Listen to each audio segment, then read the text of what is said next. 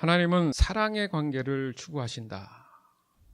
첫 번째 시간으로 사랑의 관계를 위해서 창조되다. 마태복음 22장 29절에서 40절 말씀으로 오늘도 하나님을 경험으로 알기 원합니다.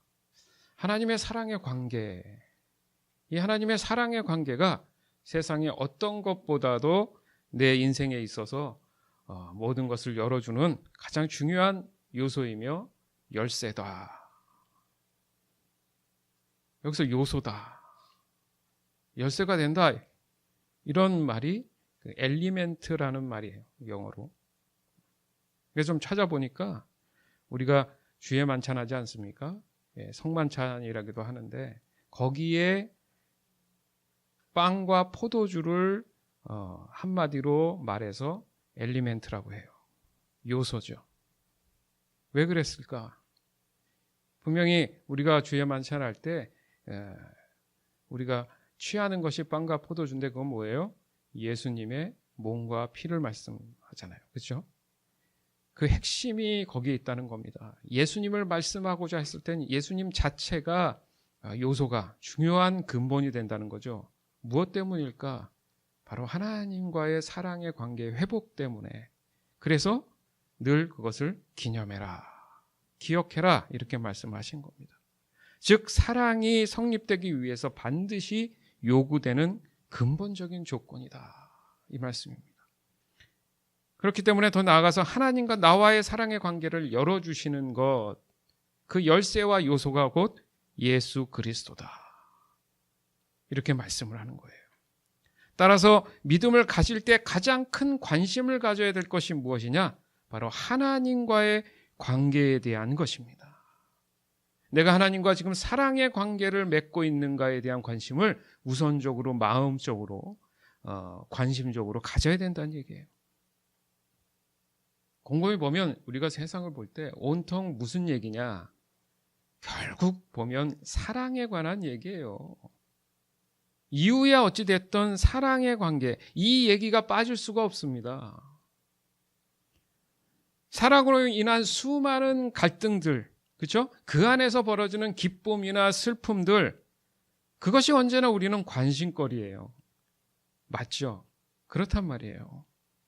이처럼 인간, 사람은 사랑을 빼고서 사실 할 말이 없는 존재로 창조되었구나. 즉 하나님은 이 사랑의 관계를 위해서 저와 여러분을 창조한 줄 믿습니다. 이것이야말로 우리 모두의 인생의 목적이 돼야 된다는 거예요. 이 사랑의 관계는 실제적이면서 개인적일 수 있고, 그것이 내게 있어서는 목숨과도 같은 것. 사실 이렇게 돼야 됩니다. 뭐든 그렇잖아요.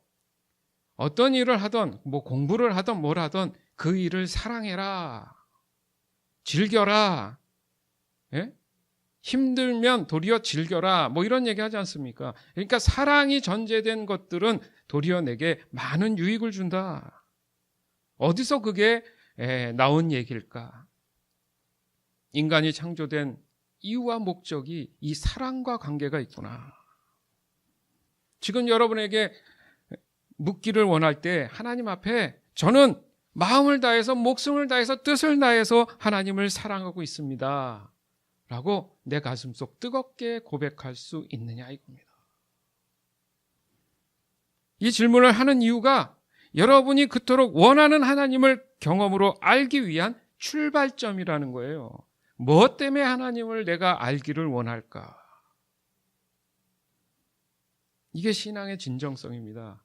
사실 신앙이라는 내가 하나님을 믿기 위한 팩트예요. 그래서 이것을 진리라고 얘기하는 거지 않습니까? 그래서 하나님과의 사랑의 관계가 세상의 그 어떤 것보다 내 인생을 열어주는 가장 중요한 요소이며 열쇠라고 말씀하십니다. 그 열쇠와 요소를 보여주신 분이 바로 예수 그리스도인 거예요. 교회를 다니던 어떤 분이 있습니다. 그분이 자신의 개인 생활이나 가정이나 직장이나 심지어 교회에서까지 항상 어려움을 겪고 있었어요. 그런 분에게 어느 날 이런 질문을 했답니다. 당신은 하나님을 사랑하십니까? 그것도 마음을 다해서 뜻을 다해서 목숨을 다해서 사랑하십니까? 그런데 그분이 대답하기를 아무도 저에게 그런 질문을 한 적이 없습니다. 솔직히 하나님과 저와의 관계를 그렇게 설명할 수가 없습니다. 다만 제가 최선을 다한 것은 하나님께 순종했고 하나님을 섬겼고 하나님을 예배했습니다. 정말 확실한 것은 그분을 경외하고 있는 것은 맞는 것 같은데 하나님과 저와의 사랑의 관계에 대해서 말씀하시라 하니 양심적으로 설명하기가 참 어렵습니다. 이 대답이 제 입장에서도 진심으로 왜 그렇게 대답했는지를 너무나 충분히 이해해요. 왜냐하면 지금을 살아가는 모든 그리스도인들조차도 이 모든 것들이 뒤죽박죽된 그런 상태에서의 믿음의 모습들이 솔직히 존재하는 경우가 너무 많다는 거예요. 그 이유는 그 사람을 향한 하나님의 근본적인 목적이 뭔가 잘못되어 있다는 거잖아요. 뭘 말씀드리고 싶으냐면 하나님은 하나님 자신과 친밀한 사랑의 관계를 최우선으로 삼으시고 우리를 창조했다라는 얘기를 하고 싶은 거예요. 하나님이 우리를 창조한 목적이 뭐라고요? 하나님과 사랑의 관계를 지속하기 위해서 우리를 창조하셨다. 만약 지금도 하나님과의 나와의 그 관계를 설명하라고 했을 때 저는 하나님을 목숨보다 더 귀하게 섬기고 사랑하고 있습니다. 하나님, 나는 하나님을 사랑하는 것이 자신 있습니다. 이런 고백이 쉽게 나오지 않는다. 그럼 빨리 속히 성령 하나님께 기도해야 되는 거예요. 절대 이것은 미뤄져서는 안 될 최우선적인 기도 제목이 사실은 돼야 됩니다. 그러고 나면 다른 모든 기도들이 어떻게 응답되어 나가는지를 우리가 이제 지켜볼 수 있다는 얘기잖아요. 이 절박함이 우리의 믿음을 더욱 성숙하게 만든다는 거예요. 이 진심이 있다면 지금이라도 당장 하던 일을 멈추고라도 하나님을 향해 그 사랑, 마음을 다한 사랑을 알 수 있도록 그 관계로 이끌어 달라고 성령 하나님께 간절히 기도해야 됩니다. 그렇게 한번 기도해 보셨습니까? 내가 하나님과 더 친밀한 사랑의 관계가 되기 원합니다. 하나님 그렇게 되게 해주세요. 성령 하나님 도와주세요. 한번 기도해 보셨어요? 잘 안 하지 않잖아요. 그렇죠? 그 기도가 지금 우리에게 필요하다는 거예요. 따라서 우리의 기도 안에 빠져서는 안 될 내용이 바로 이거라는 거예요. 그것은 바로 내 자신이 하나님을 향한 사랑에 대한 표현들이 분명히 기도 안에는 자연스럽게 나타나야 된다는 거예요. 이것은 의무사항이 아니잖아요.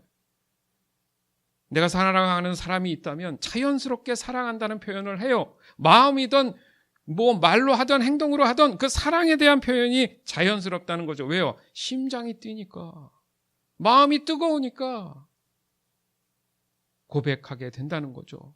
그러나 우리는 기도할 때 하나님 너무 사랑합니다라는 고백을 하고 있나요? 그 기도에 대한 모순이 있다라는 거예요. 그러므로 내가 하나님을 사랑합니다 얘기하고 싶다면 분명히 내 기도 안에도 풍성한 하나님을 향한 나의 사랑이 표현되어 있어야 된다는 거죠. 결국 그 고백은 하나님의 사랑과 그 인자하심이 내가 깨닫고 알게 되면서 하나님을 찬양하게 된다는 거죠. 찬양도 그냥 찬양이 아니구나. 내 뜨거운 마음에 대한 그 사랑에 대한 그 정열이 표출돼서 나타나는 것이 하나님을 찬양하는 모습이구나. 신명기 6장 4절에서 5절, 요한일서 4장 7절에서 8절. 이스라엘은 들으십시오. 주님은 우리의 하나님이시요 주님은 오직 한 분뿐이십니다. 당신들은 마음을 다하고 뜻을 다하고 힘을 다하여 주 당신들의 하나님을 사랑하십시오. 사랑하는 친구들이여, 우리는 서로서로 사랑해야 합니다. 왜냐하면 사랑은 하나님께로부터 오기 때문입니다. 사랑하는 사람은 하나님의 자녀가 된 것이며 또한 하나님을 안다고 할 수 있습니다. 하나님은 사랑이시기에 사랑할 줄 모르는 사람은 하나님을 알지 못하는 자입니다. 아멘. 하나님이 이스라엘 백성에게 강조한 것, 또 예수님이 우리에게 강조하고 계신 거 사실 동일한 말씀이잖아요. 왜요? 하나님은 사랑이시기 때문에 사랑할 줄 모르는 사람은 하나님을 알 수 없다. 사랑하면 그 사람을 압니다. 그래서 말하지 않아도 아는 거예요. 멀리 떨어져 있어도 무슨 말을 하지 않아도 무엇을 생각하고 뭘 할지를 아는 거, 그게 진짜 사랑이에요. 그런데 어느 정도입니까? 마음을 다하고 뜻을 다하고 힘을 다해서 사랑해라. 이건 의무가 아니라 하나님의 사랑을 알면 이 사랑이 나타난다는 거죠.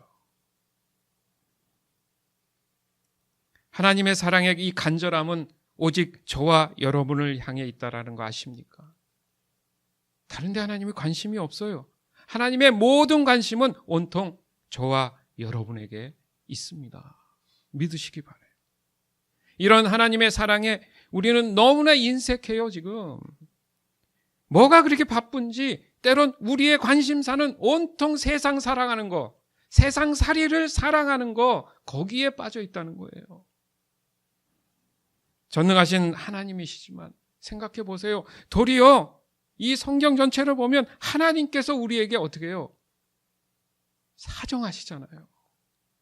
날 좀 사랑하면 안 되겠니? 온통 그 사랑에 대한 절규를 우리에게 하신다는 거예요. 그럼에도 불구하고 우리의 반응은 늘 무관심적인 게 얼마나 많습니까? 정말 이건 우리 회개해야 되는 거예요.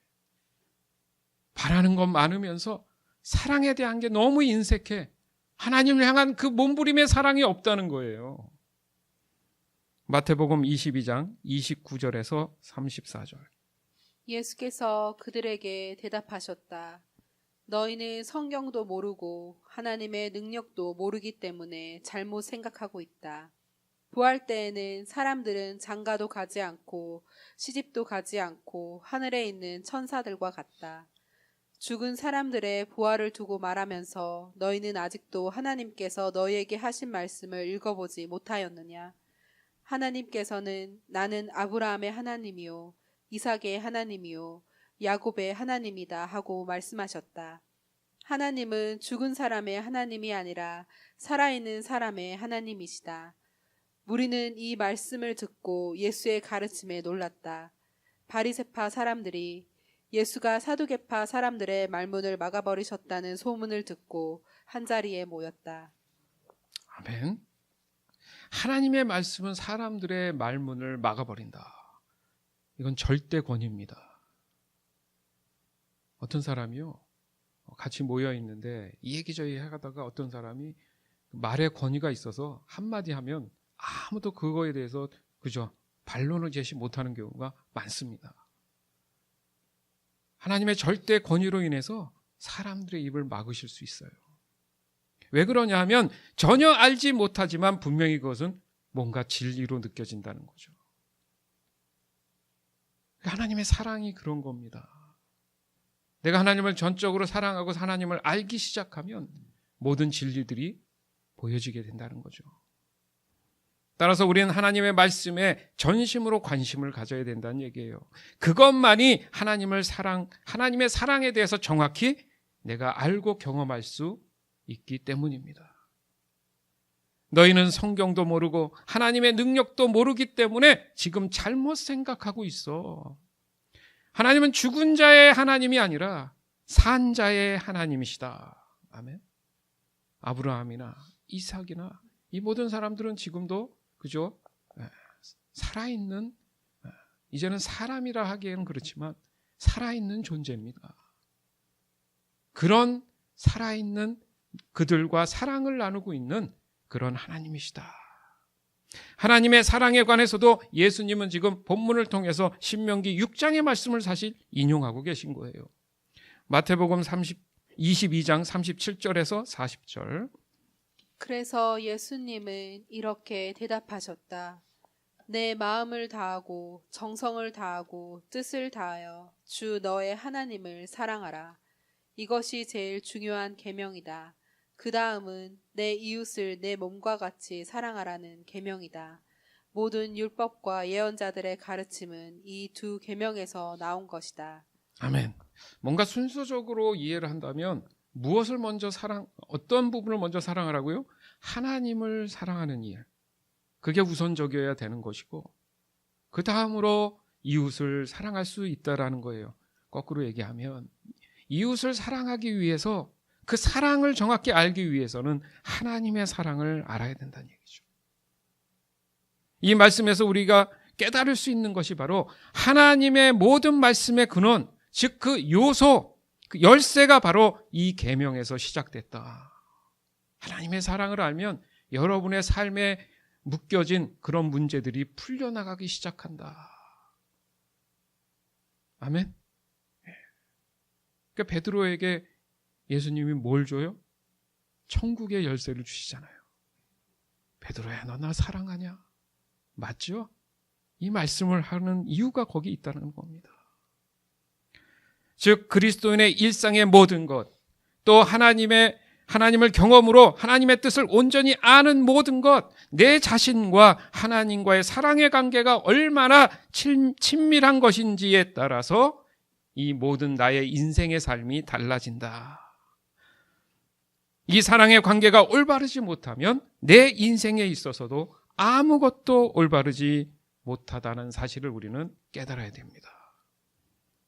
우리가 보는 이 성경은 사실 온통 하나님과 우리 모두에 대한 사랑에 관한 이야기예요. 그 사랑으로 인해서 펼쳐지는 수많은 사건들이 있습니다. 그 사건들 속에서 나타났던 갈등들이 존재했잖아요. 그 갈등에 대한 얘기잖아요. 너희들 그러지 마. 나를 사랑해야 돼. 그건 또 도망가고 다른 짓을 하고 또 붙잡고 안 돼. 그러면 안 돼. 사람을 보내고 수많은 얘기들이 뭐냐 과연.